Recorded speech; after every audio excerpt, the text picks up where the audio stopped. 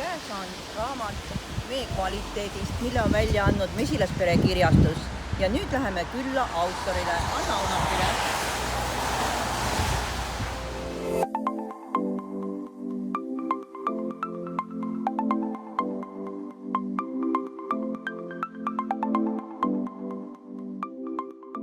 Nii Anna, kuhu ruumi me nüüd sattusime?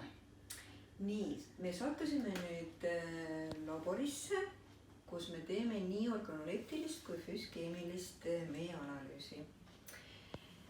Ja organoleptiline analüüs, see on siis välimus. Näete, välimus saavad kõik teha ise, eks ju. Et siin on kihiline või siin on vedel. Et see on meil lihtne, aga mida ta sisaldab ja kas ta on ka hea mesi, selle saab muidugi ainult laboratoorselt selgeks. Ja sellepärast siin ongi meil kõrval igasugused aparaadid, no näiteks niiskuse mõõtja ja siis on seal ensüümide määraja. Nii et niimoodi me siin siis toimetame ja kui on analüüs valmis, siis saadame selle mesinikele välja või tarbijad ka külastavad meid ja nemad siis teevad oma järeldusi. See tähendab seda, et iga mesinik võib siia teie ruumi pöörduda või teie asutusse? Meie asutusse ja sealt, kus me kohtusime, sinna siis saab vastu võtta jätta oma meeproovi ja siis meie teeme siit analüüsid, et kas õietolmu analüüs või siis füüskeemiline analüüs. Meie laboris määratakse pestitsiide ja raskemetalle. Nii et kõike, mis hing soovib, saate meie käest teada ja kui me ise koha peal ei tee, siis meil on väga palju välispartnereid Saksamaal ja Soomes ja nii, aga võib-olla, et oleks ka tarbijale nagu ütleme see kindlam tunne, et hea küll, et sina oled erialalt keemik, aga sinu taust on ka mesindusega seotud, et äkki sa räägid veel paar sõna sellest? Jaa. Kuna väga raske on teha millestest analüüse, mida sa ei tea tausta, siis tausta ma õppisin Olustvere majanduskoolis või teenindusmajanduskool, jah. Ja seal õpetati meid siis mesilastega käituma ja siis õpetati vaata, mida nad toodavad ja kuidas või mida korjavad. Aga ja nüüd me oleme praegu siin, mis teie tähendab Eesti Keskkonnauuringute majas, laboris ja kas teie katusel on mesila alles veel? Ikka alles. Meil on katusel 2 karu ja need on meil nagu tausta mesilased selles mõttes, et me saame igal ajal siis vaadata, milline mesi on siis meie siin ümbruskonnas. Nii et jah, ja muidugi saame ka võrrelda teiste linna mesilatega. Tallinnas on nüüd päris palju ja erinevates rajoonides. Nii, sa koostasid sellise toreda brošüüri, mis on välja siis antud Mesilaspere kirjastuse poolt, et mee teekond tarust tarbijani. Mis oli selle brošüüri koostamise selline esmane eesmärk, et miks sa selle koostasid? Kuna ma olen meega tegelenud ja analüüsinud juba 20 aastat, siis ma tahtsin natukene kirja panna kokkuvõtlikult tehtud tööst. Et lihtsalt ja lihtsas keeles, et see on aru saada nii mesinikule kui ka meie tarbijale. Et siin on väikesed näpunäited, milline mesi on hea ja kuidas valida mett poes. Nii et see oli minu eesmärk siis. Nii, ja siit kui võttagi nagu lahti, kas sul näiteks ka siin on näidata praegu oma analüüsides mett, et kus on valesti käideldud mesi, et sul on siin raamatus küll ilusti pilt, et kas on ka selliseid meeproove sul praegu? Jaa, näed, siin on kohe näha.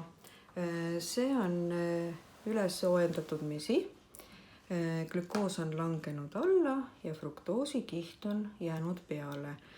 Et tarbijale soovitan siis, et mitte kunagi ärge valige sellist mett, mis on kihiline. Mesi peab olema ühtlane.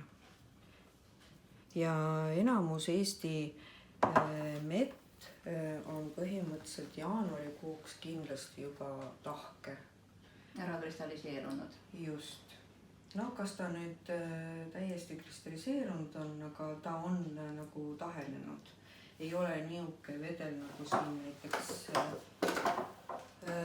näiteks siin on mind, näete, ei ole ta enam siis jaanuarikuus selline väga vedel, et see ei ole loomulik. Aga samas ta on võib-olla viskoosne, näete, see oleneb taimest, korjemaast. Ta ei ole siin kristalliseerunud, aga siiski ta on juba siuke nagu kalletunud. Praeguse kehtiva seadusandlusega on tegelikult meil hästi karmid normid pandud, et mesinikud peavad meepurgisiltidele panema sinna kehtivusaja, eks ole, kuni 2 aastat vurritamisest ja kellel on kestvuskatsed tehtud, et siis kuni 3 aastat, aga tegelikult kui mesi on nii looduslik ja läbi aegade ta on ju tegelikult seisab palju kauem, et mida sa keemikuna selle kohta ütled? Kas normid on meil liiga üles keeratud? No ütleme niimoodi, et meie Eesti mesi on tegelikult küllaltki hea ja meie mesinikud on küllaltki targad, oskavad käidelda mett. Nii et meil oleks võinud need normid isegi olla natuke karmimad. Et meil on praegu Euroopa normid, eks ju. Ma mõtlen praegu füüsikeemilised näitajad. Aga üldiselt meie kohalik Eesti mesi on ikkagi palju-palju parem. Aga mis on meie normid praegu meil mesinikele? Või täna meie koostisele? No näiteks hüdroksümetüülfurfuraal. Aga mis see tähendab tarbijale nüüd? Nii, see on näitaja, mis siis näitab, kas mesi on siis vanust või siis mesi on üle soojendatud, valesti käideldud, valesti soojendatud ja siis tekib seal selline toksiiniühend. Aga siin ikkagi mõeldakse seda, et mesi on looduslik toode ja looduslik toode ei tohiks sisaldada seda HMF-i või minimaalselt. Nii, mis on järgmine näitaja, millele tähelepanu pöörata? Järgmine näitaja on diastaas. See on see ensüüm, mida mesilane siis saab külastades siis igasuguseid õisi. Ehk siis see diastaas näitab siis, milline korjemaa oli. Mitte liigiliselt, vaid ütleme bioloogilise aktiivsuse poolest. No näiteks diastaas kanarvikul on palju kõrgem kui ütleme rapsil. Ja mesi on siis tumedam. Või siis ütleme tatramesi on ka tume ja bioloogiliselt aktiivsem. Samas madalama aktiivsusega on võib-olla ristikumesi, aga see ei tähenda, et ta on halvem, eks ju. See tähendab lihtsalt, et ta on korjatud sellisel taimel, mille bioloogiline aktiivsus on madalam. Aga räägime niiskusest.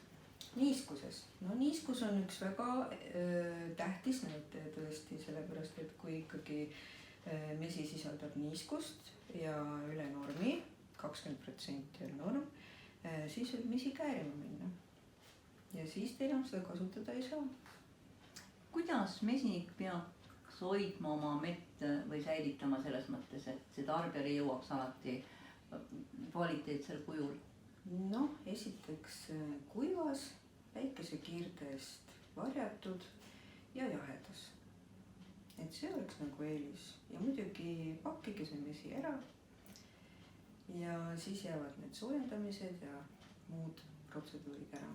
See tähendab, et kui on mesi ära vurritatud, et siis sa soovitad, et ta oleks pakitud kohe sellesse pakendisse, millega teda kohe edasi turustataks või müüdaks või siis kingitaks ja kõik selles mõttes. Ja mida vähem torgime, seda parem see toode on. Mis oleks siis sinu soovitus tarbijale, et kui vaadata mett ja kui mina kui tarbija, mina kui mittemesinik lähen poodi mett ostma, mida mina muidugi isiklikult kunagi ei tee, sest minul on oma mesinikud, kelle käest ma mett ostan ja minu soovitus on alati kõigil olnud, et oma mesinik, eks ole, et mitte poeriiulite vahelt minna valima, aga igal tarbijal ei ole oma mesinikku. Ja kui nüüd see tarbija läheb poodi ja kuidas ta peaks mett valima, et mida tema ise saab selle jaoks siis teha, et ta saaks ikkagi selle õige mee ja. nii, ütleks paar nippi siis. Tarbija peaks jälgima, et mesi ei oleks kihiline. See on punkt 1. Teine punkt on see, mul siin muidugi sellist näidet ei ole, aga tarbija peaks meelde jätma, et mesi kristalliseerub ühtlaselt. Ehk siis siukseid stalaktiite, stalagmiite, mis hakkavad kasvama põhjast ja kasvavad ülesse, et see ei ole kristalliseerumine. Jah, siin selles brošüüris on seal olemas kristalliseerumise näide. Et ütleme jälle siis niimoodi, et selles brošüüris on sul siin olemas väga head näited, et millised on valed näited, eks ole, või tähendab sellised head näited, kus on just valesti käideldud mesi. Just, ja vot siin on hea näide selle kohta, et alt ei tohi siis kristalliseerumine hakata, et see on juba nagu valesti käideldud mesi, et kristalliseerumine peab olema ühtlane. Nii, näete, siin on kohe näha, peaks jälgima, et ei oleks mee ülemisel kihis väikest käärimist. Ka kaane all võib täiesti käärimine tekkida, et sellist asja ei tohiks olla. Ja siin on veel palju pilte, mille vaatamisel võite siis pärast jälgida poes asju. No ütleme, väga hea pilt, kui on tegemist kristalliseerunud meega, et oleks selline muster juba nagu lumehelbekese muster. Kas äkki see sobiks? Ja sobiks, näete, siin on glükoosi siis ütleme helbed või terad või see glükoosi muster on siis purgi peal näha. Et see on tõesti glükoosirikas ja hea mesi, et nagu meie naabrid leedukad räägivad, et see on üks hea tunnus, et seda ei saa hiinlased järgi teha. Noh, ja muidugi kindlasti kevadel vaadake, et mesi oleks kristalliseerunud, et ikkagi Eesti mesi peaks olema kristalliseerunud, et kevadel ei ole veel mesilased korjama hakanud ja samas meie see eelmise aasta suve mesi peaks olema juba ikkagi tahke. Ütlesid, et siia brošüüri kaante vahel on pandud nii-öelda sinu elutöö. Kaua sa oled mett ja üldse uurinud ja kui pikk on sinu see keemiku elutee?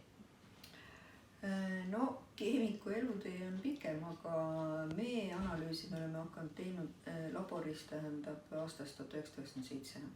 Ja see hakkas peale, eks ole, seoses Eesti riikliku mesindusprogrammiga või juba varem? Juba varem programmist meil oli au osa võtta aastast 2004 kuni siis aasta 2019. Aga enne seda olid meil kohalikud kliendid, kes olid väga rõõmsad mesinikud, sest nõue oli juba olemas, et enne müüki siis on vaja mesinikul uurida oma mett, eks ju, aga kusagil polnud võimalust teha. Või siis oli liiga kaugel see labor, kus sai teha analüüse ja siis meie labor võttis selle enda peale ja hakkas siis tegema neid. Aga võib-olla läheksime nüüd vaatama ka siis seda arhiiviruumi, kus need meeproovid, mis sa oled siin kogunud siis juba rohkem kui, ütleme siis circa 20 aasta jooksul või 20 aastat on täis, et kus neid hoitakse? Ja siin on meie arhiiv, siin on natukene praegult üle rahvastus nõnda nimetatud, et kõik need termokastid on ka meeproove täis ja kõik need sahtlid siis on mett täis ja siin sahtlite peal on siis, näete, siin on 2011, siin on 2007, aga siin all kuskil on 2005, nii et kõik on nad nummerdatud. Ja siis siit saab iga hetk jälle võtta endale katseteks midagi. Meepurk ise siit välja enam ei lähe arhiivis, selles mõttes, et kui katseteks on vaja, siis et tullakse oma siis selle katseklaasiga või kolviga siia ja võetakse siis mingisugune kogus kaasa. vot niimoodi. Nii. Noh, näete, siin on ka üks väga hea näide kihilisest meest. Vaata, katsu vastu peal, mis ta siis näete. Et selline vesi ei tohiks olla.